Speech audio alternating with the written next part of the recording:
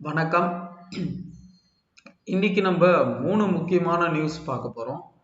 வழக்கம் போல 2 factual information முக்கியமா தேவைப்படுறது குரூப் எக்ஸாம்ஸ்க்கு. அதுக்கப்புறம் ஒரு இம்பார்ட்டன்ட் ஸ்கீம், ஒரு சென்ட்ரல் கவர்மெண்ட் ஸ்கீம். ஸோ தினமும் நம்ம ஏதோ ஒரு ஸ்கீம் கண்டிப்பாக பார்த்துருவோம். ஏன்னா ஸ்கீம்ஸில் நிறைய ஃபோக்கஸ் கொடுக்குறாங்க. ஸோ நிறைய கொஸ்டின்ஸ் ஸ்கீம்ஸ்லேருந்து கேட்க ஆரம்பிச்சிருக்கிறாங்க. நீங்கள் பாஸ்ட் இயர் குரூப் 1 கொஸ்டின் பேப்பர்ஸ்லாம் எடுத்து பார்த்தீங்கன்னா உங்களுக்கு ஐடியா கிடச்சிரும். ஸ்கீம்ஸ் ஏன் நான் இவ்வளோ ஸ்ட்ரெஸ் பண்ணி நடத்திட்டு இருக்கேன் அப்படின்னு சொல்லி. ஆல்ரெடி பிஎம் கிசான், அதுக்கப்புறம் உஜ்வாலா யோஜனா, இந்த மாதிரி நிறைய ஸ்கீம்ஸ் ஏற்கனவே கவர் பண்ணியிருப்போம். பழைய வீடியோஸும் பாருங்கள் பார்க்காதவங்க. இன்னைக்கு நம்ம பேட்டி பச்சாவ் பேட்டி பதாவ் ஸ்கீம் பற்றி பார்ப்போம். கடைசியாக அதை பார்ப்போம். ஃபர்ஸ்ட் ஒரு முக்கியமான ஒரு இனிஷியேட்டிவ் ஒன்று நம்ம தமிழக அரசு எடுத்திருக்கிறாங்க. என்ன அப்படின்னு பார்த்தீங்கன்னா, அரசு துறைகள், நீங்கள் ஏதாவது கவர்மெண்ட் ஆஃபீஸ் போகிறீங்க, ஏதோ ஒர்க்குக்காக போகிறீங்க, உங்ககிட்ட காசு கேட்குறாங்க, லஞ்சம் கேட்குறாங்க, எல்லாராலையும் விஜிலன்ஸ் கிட்ட போய் எல்லாராலையும் கம்ப்ளைண்ட் பண்ண முடியாது. ஒரு ஏழை விவசாயி இருக்கிறாரு, அவர்கிட்ட ஃபோன் இருக்கு, ஆனால் அரசு துறையில ஏதோ சர்டிஃபிகேட் வாங்க போறாரு, லஞ்சம் கேட்குறாங்க, அவர் என்ன பண்ண முடியும்? அவருக்கு விஜிலன்ஸ் பத்தின அந்த விழிப்புணர்வோ இல்லை அங்க எப்படி கம்ப்ளைண்ட் ஃபைல் பண்றது அப்படின்ற நாலேஜோ அவருக்கு இருக்காது. அப்ப அவரு ஈஸியா கம்ப்ளைண்ட் ஃபைல் பண்ற மாதிரி வாட்ஸ்அப் நம்பரை நம்மளுடைய தமிழக அரசு அறிமுகப்படுத்தி இருக்கிறாங்க. இந்த நம்பரை பயன்படுத்தி அவர் இந்த மாதிரி இந்த அலுவலகத்துல இப்படி ஊழல் நடக்குது அப்படின்னு வீடியோ ஆதாரமோ ஏதோ ஒரு ஆதாரமோ வாட்ஸ்அப்லேயே அவர் அனுப்பிச்சா போதும், லஞ்ச ஒழிப்புத்துறை அந்த வாட்ஸ்அப் மெசேஜை வச்சே நடவடிக்கை மேற்கொள்ள உறுதி எடுத்திருக்கிறாங்க. ஸோ இது ஒரு நல்ல இனிஷியேட்டிவ் தமிழக அரசு லான்ச் பண்ணியிருக்கு. அதுக்கப்புறம் இன்னொரு முக்கியமான ஒரு இனிஷியேட்டிவ் ஆப்ரேஷன் டூஃபான். இது கேரளாவோட இனிஷியேட்டிவ். கேரளால இந்த ட்ரக்ஸ் புழக்கம் அதிகமாயிருக்கு. கேரளான்னு மட்டும் இல்லை, தமிழகம், கர்நாடகம், ஆந்திரா, இந்த சவுத் மாநிலங்கள் எல்லாத்துலேயுமே இந்த மெத்தாம்பெட்டமைன், சிந்தட்டிக் ட்ரக்ஸும்பாங்க. அதாவது ட்ரக்ஸ், இந்த போதைப் பொருட்கள் நேச்சுரலாக கஞ்சாலேருந்து உற்பத்தி ஆகிறது வேற, அது ஒரு வகை. இவங்க டார்கெட் பண்ணுறது மெயினாக அந்த சிந்தட்டிக் ட்ரக்ஸ். போதைப் பொருளை லேப்லேயே உருவாக்குறாங்க. அது இன்னும் போதை கொடுக்குற மாதிரி, இன்னும் அதை பயன்படுத்துகிற இளைஞர்களையும் மாணவர்களையும் அடிக்ட் ஆக்குற மாதிரி லேப்ல கிரியேட் பண்ற சிந்தட்டிக் ட்ரக்ஸை குறிப்பா இவங்க டார்கெட் பண்ணி அதை அழிக்கணும், அது நம்ம நாட்டுக்கே ஆகாதது அப்படின்னு சொல்லி இந்த ஆப்ரேஷன் டூஃபானை லான்ச் பண்ணியிருக்கிறாங்க கேரளா. அது மட்டும் இல்லாம இவங்க இந்த ஆப்ரேஷனுக்கு கூட இருக்க மற்ற மாநிலங்களும் சப்போர்ட் பண்ணணும் அப்படின்னு சொல்லி கேரளாலேருந்து நேற்று நம்மளுடைய முதல்வர் விஜய் அவர்களை சந்திச்சாங்க. அவங்களோட பிரதிநிதி ஒருத்தர் சந்திச்சாரு. சந்திச்சு இந்த திட்டத்துக்கு நம்ம கிட்ட ஆதரவு கேட்டாரு. நம்முடைய முதல்வர் விஜய் அவர்களும் இந்த திட்டத்துக்கு நாங்க முழு ஆதரவு கொடுப்போம், எல்லைப்பகுதி கேரளா டு தமிழ்நாடு எல்லை பகுதியில போதைப் பொருள் கடத்துறாங்க பார்த்தீங்களா, அதை உங்களோட இணைஞ்சு தடுக்கிறதுக்கு நாங்களும் செயல்படுவோம்னு சொல்லி நம்மளுடைய முதல்வரும் அதுக்கு ஆதரவா பேசியிருக்கிறாரு, வாக்குறுதி கொடுத்திருக்கிறாரு. கர்நாடகத்திலையும் கேரளா போய் அவங்களோட பிரதிநிதிகளை அமைச்சு மீட் பண்ணி ஒரு ஸ்டேட்லேருந்து இன்னொரு ஸ்டேட்டுக்கு இந்த சிந்தட்டிக் ட்ரக்ஸு மற்ற ட்ரக்ஸ் எல்லாம் கடத்துறதை தடுக்கிறதுக்கு எல்லா காவல்துறையும் ஒன்றா சேர்ந்து செயல்படணும் அப்படின்னு சொல்லி கேரளா அங்கேயும் பேசியிருக்கிறாங்க. ஸோ ஒரு கோஆப்ரேஷன் கொஞ்சம் கொஞ்சமாக எமர்ஜ் ஆகிட்டு வருது. என்ன நடக்குதுன்னு பார்ப்போம். கண்டிப்பாக போதைப் பொருட்கள் பயன்பாடு ஒரு நாட்டுக்கு ரொம்ப ஆபத்தான விஷயம். ஏன் அப்படின்னா அது என்ன செஞ்சிருது அப்படின்னா பொறுப்பற்ற இளைஞர்களா மாத்திருது. அடுத்த தலைமுறை பொறுப்பற்ற தலைமுறையா இந்த போதை பழக்கத்தினால மாறிடும் அப்படின்ற பயம் தலைவர்களுக்கு வர ஆரம்பிச்சதுனால தான் இந்த ஸ்கீமை அக்ரெசிவா இந்த டைம்ல இம்ப்ளிமெண்ட் பண்றாங்க.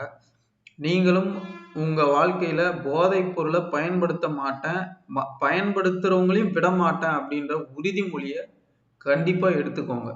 சரி, ஓகே, நம்ம அடுத்து இந்த ஸ்கீமுக்கு போயிடலாம். பேட்டி பச்சாவ் பேட்டி பதாவ். ஸோ இந்த டூஃபான் எப்போ லான்ச் பண்ணுறாங்க அப்படின்னா கேரளாவில் ஜூன் 2, 2026. தெரியாதவங்க நோட் பண்ணிக்கோங்க. ஜூன் 2, 2026 தான் இந்த தூஃபான் அப்படிங்கிற இந்த ஆப்ரேஷனை கேரளா லான்ச் பண்ணுது. சரி, ஓகே. அடுத்து வந்து பேட்டி பச்சாவ் பேட்டி பதாவ். ஓகே. ஸோ இந்த ஸ்கீம் பார்த்தீங்கன்னா எப்போ தொடங்குறாங்க அப்படின்னா 22 ஜனவரி 2015 இந்த ஸ்கீம் வந்து தொடங்குறாங்க. எங்க தொடங்குறாங்கன்னா ஹரியானாவில் இருக்கக்கூடிய பானிப்பேட்டில் இந்த ஸ்கீம் வந்து தொடங்கப்படுது. பெண்கள் மற்றும் குழந்தைகள் நலத்துறை முக்கியமாக இந்த ஸ்கீமை இம்ப்ளிமெண்ட் பண்ணுறது அவங்க.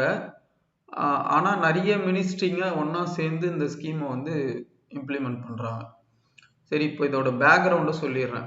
ஏன் இந்த ஸ்கீம் வந்து நமக்கு முக்கியம், எதனால இது பேசப்பட்டு இருக்கு, இன்னமும் லான்ச் பண்ணி 10 வருஷம் ஆயிடுச்சு. சைல்டு செக்ஸ் ரேஷியோ அப்படிம்பாங்க.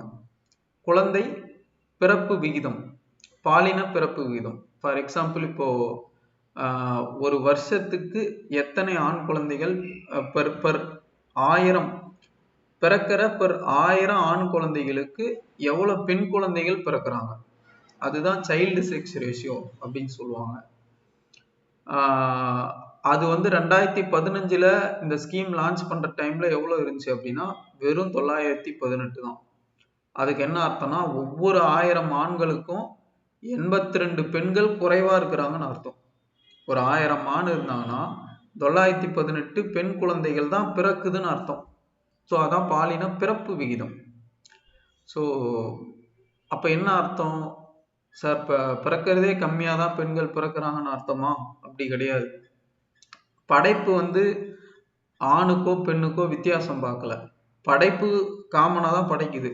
இப்போ நம்ம என்ன பண்ணுறோம், நம்ம வித்தியாசம் பார்க்குறோம். ஆணுக்கும் பெண்ணுக்கும் வித்தியாசம் பார்த்து பெண் குழந்தைகளை வளர்க்குறது கஷ்டம், ஆண் வாரிசு தான் உண்மையான வாரிசு அப்படிங்கிற அந்த எண்ணப்போக்கு இருக்கிறதுனால பெண் சிசு கொலை அதிகமாக நடக்குது. குறிப்பாக ஹரியானாவில் இந்த 918 நம்பர் வந்து ஹரியானாவில் இருந்ததுனால தான் அவங்க வந்து பானிப்பேட்டில் குறிப்பாக அந்த ஸ்கீமை லான்ச் பண்ணணும் அப்படின்னு பிளான் பண்ணி அங்கே லான்ச் பண்ணாங்க. இப்போ லான்ச்சுக்கு அப்புறமா இப்போ எவ்வளோ சார் இருக்கு அப்படின்னு கேட்டிங்கன்னா 930க்கு வந்திருக்கு. 918லேருந்து 930க்கு கவுண்டை ரைஸ் பண்ணியிருக்கிறாங்க. நிறைய இனிஷியேட்டிவ்ஸ் இந்த ஸ்கீமுக்குள்ள, நிறைய இனிஷியேட்டிவ்ஸ். இது 100% சென்ட்ரலி ஃபண்டடு ஸ்கீம். இது ஒரு சென்ட்ரல் கவர்மெண்ட்டோட ஸ்கீம். ஸ்டேட்டுக்கும் சென்ட்ரலுக்கும் ஃபண்டு ஷேரிங் எல்லாம் கிடையாது. ஃபுல் அண்ட் ஃபுல் ஃபண்டு வந்து சென்ட்ரல் கவர்மெண்ட்டே பார்த்துக்கிறாங்க இந்த ஸ்கீமுக்கு. ஸோ அது ஒரு முக்கியமான விஷயம். அதுக்கப்புறம் பார்த்தீங்கன்னா pre conception and prenatal determination and termination of pregnancy act அப்படின்னு சொல்லி ஒரு ஆக்ட் இருக்கு. PCPNDT ஆக்ட்னுவாங்க. 1994 அறிமுகப்படுத்தப்பட்ட ஒரு சட்டம்.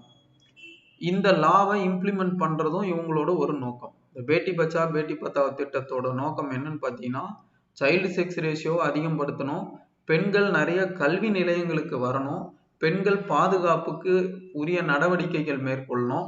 அது இல்லாமல் இந்த PCPNDT ஆக்ட் அப்படின்ற அந்த ஆக்டை தீவிரமா அமல்படுத்தணும் அப்படிங்கிறது தான் இதோட நோக்கம். சரி, இந்த ஆக்ட் என்ன சொல்லுது அப்படின்னு பார்த்தீங்கன்னா, இப்போ நீங்க இந்த பிரெக்னென்ட் ஆனவங்களாம் ஸ்கேன் எடுப்பாங்க.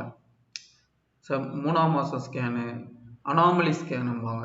குழந்தையோட உடல் உறுப்புகள் எதனா பாதிப்பு அடைஞ்சிருக்கா, ஊனமுற்று இருக்கா, இல்லை நார்மலா இருக்கா, அதை செக் பண்ணுவாங்க. அனாமலி ஸ்கேனும்பாங்க, NT ஸ்கேனும்பாங்க. ஜெனட்டிக் டிசார்டர் ஏதாவது இருக்கா குழந்தைக்கு அப்படின்னு சொல்லி செக் பண்ணுவாங்க. இந்த மாதிரி நிறைய ஸ்கேன் வந்து நீங்க பிரெக்னென்ட் ஆனீங்க அப்படின்னா 3ஆவது மாசம் ஸ்கேன், 5ஆவது மாசம் ஸ்கேன், 7ஆவது மாசம் ஸ்கேன், இப்படி தொடர்ச்சியா 3-4 ஸ்கேன் உங்களுக்கு ரொட்டீனா வந்துட்டு இருக்கும். இப்போ இந்த ஸ்கேன் பண்ணும்போது என்ன ஆகும்னா உங்களால அது ஆண் குழந்தையா பெண் குழந்தையா அப்படின்னு கண்டுபிடிக்க முடியும். பட் PCPNDT ஆக்ட் என்ன சொல்லுது அப்படின்னா ஒரு ஒரு வயிற்றுல வளர்ற குழந்தை என்ன ஜெண்டர் அப்படிங்கிறத பெற்றோருக்கு தெரிவிக்க கூடாது. பெற்றோர்களும் அதை தெரிஞ்சுக்க முயற்சி எடுக்க கூடாது. அப்படி நீங்க தெரிஞ்சுக்க முயற்சி எடுக்கிறீங்க, இல்ல அந்த டாக்டர் உங்ககிட்ட சொல்றாருன்னா அந்த டாக்டர் மேல இந்த சட்டம் பாயும். டாக்டருக்கும் பனிஷ்மெண்ட். இப்ப நீங்க தெரிஞ்சுக்கிறீங்க, உங்களுக்கு இதுதான் ஜெண்டர், நீங்க ரொம்ப தீவிரமா அதை ஃபோக்கஸ் பண்ணி தெரிஞ்சுக்கணும்னு நினைக்கிறீங்க, கேட்டு தெரிஞ்சுக்கிறீங்க அப்படின்னாலும் உங்களுக்கும் பனிஷ்மெண்ட் இருக்கு. அப்போ என்ன ஜெண்டர் அப்படிங்கிறத கருவுல தெரிஞ்சிக்க கூடாது அப்படின்னு சொல்லி இந்த சட்டம் சொல்லுது. ஏன்னா தெரிஞ்சுக்கிட்டீங்கன்னா அப்போ கருவிலேயே வந்து பெண் குழந்தை அப்படின்னு சொல்லி கருவிலேயே சிசு கொலை நடக்கிறதுக்கான வாய்ப்புகள் அதிகம் அப்படிங்கிறதுனால உங்களுக்கு அந்த நாலேஜே கொடுக்கறதுக்கு அரசாங்கம் இந்த சட்டத்தை போட்டு தடை விதிக்குது. ஸோ அதுதான் பேட்டி பச்சாவ் பேட்டி பதாவ் இந்த சட்டத்தை ஏன் வந்து தீவிரமா அமுல்படுத்தணும்னு நினைக்குது இந்த திட்டம் அப்படின்னா காரணம் வந்து இதுதான். உங்களுக்கு நீங்க தெரிஞ்சுக்கிறதுனால தானே சிசு கொலை பண்றீங்க. உங்க நாலேஜ் உங்களுக்கு தெரியவே கூடாது அப்படின்னு நாங்க தடுத்துட்டா அப்போ நிறைய பெண் குழந்தைகள் பிறக்கிறத நம்ம ஊக்கப்படுத்த முடியும். ஸோ அதுதான் இந்த திட்டத்தோட நோக்கம். இது இல்லாத 3 எம்சிக்யூஸ் 3 கொடுத்துருப்பேன். Practice questions. ஆப்ரேஷன் டூஃபான் எந்த ஸ்டேட் லான்ச் பண்ணுச்சு அப்படின்னா கேரளா. இப்போதான் பார்த்தோம். பேட்டி பச்சாவ் பேட்டி பதாவ் ஸ்கீம் எப்போ லான்ச் பண்ணாங்கன்னா 22 ஜனவரி 2015. டேட்லாம் தெளிவாக பார்த்துக்கோங்க. அடுத்து எந்த மினிஸ்ட்ரி இந்த நோடல் மினிஸ்ட்ரி இந்த பேட்டி பச்சாவ் பேட்டி பதாவ் ஸ்கீமுக்குன்னு பார்த்தீங்கன்னா ministry of women and child development. இது இல்லாத ஹெல்த் அண்ட் ஃபேமிலி வெல்ஃபேரும் இந்த திட்டத்தில் அவங்களும் இணைஞ்சு செயல்படுவாங்க. ஸோ அதுவும் பார்த்து வச்சுக்கோங்க. அடுத்து முக்கியமான ஃபேக்ட் எல்லாம் எக்ஸாம் பூஸ்டர் மாதிரி இங்கே சைடில் கொடுத்துருப்பேன். இதையும் வந்து செக் பண்ணிக்கோங்க. இன்னைக்கு பார்த்த ஸ்கீம்ஸில் இருக்கக்கூடிய முக்கியமான ஃபேக்ட் எல்லாம் இந்த டிஎன்பிசி எக்ஸாம் பூஸ்டரில் இருக்கும். இந்த வாட்ஸ்அப் நம்பரு, ஆப்ரேஷன் டூஃபான் இதெல்லாம். ஸோ அதையும் வந்து நோட்ஸ் எடுத்து படிங்க. இந்த முக்கியமான ஆக்ட் பிசிபிஎன்டிடி ஆக்ட் அதையும் வந்து படித்து வச்சுக்கோங்க. ஸோ நம்ம டெய்லி ஒரு ஆக்ட், டெய்லி ஒரு ஸ்கீமு, டெய்லி ஒரு இம்பார்ட்டன்ட் ஃபேக்ட்னு கவர் பண்ணிட்டு வந்தால் உங்களுக்கு லாங் டேர்மில் பார்க்கும்போது இது ஒரு பெரிய இன்வெஸ்ட்மெண்ட்டாக இருக்கும். ஒரு நாளும் கொஞ்சம் கொஞ்சமாக படிச்சுட்டு வந்தீங்கன்னா உங்களுக்கு படிக்கிறதுல சிரமம் தெரியாது. இந்த மாதிரி தினமும் கரண்ட் அஃபேர்ஸ் பார்க்கறதுக்கு நம்ம சேனலை சப்ஸ்கிரைப் பண்ணிக்கோங்க. உங்களுக்கு ஏதாவது ஃபீட்பேக் இருக்குது, இன்னும் வேறு ஏதாவது மாதிரி கண்டென்ட் வேணும் அப்படின்னா உங்களோட ஃபீட்பேக்ஸை நீங்கள் கமெண்ட்ஸில் கமெண்ட் பண்ணலாம். தேங்க்யூ.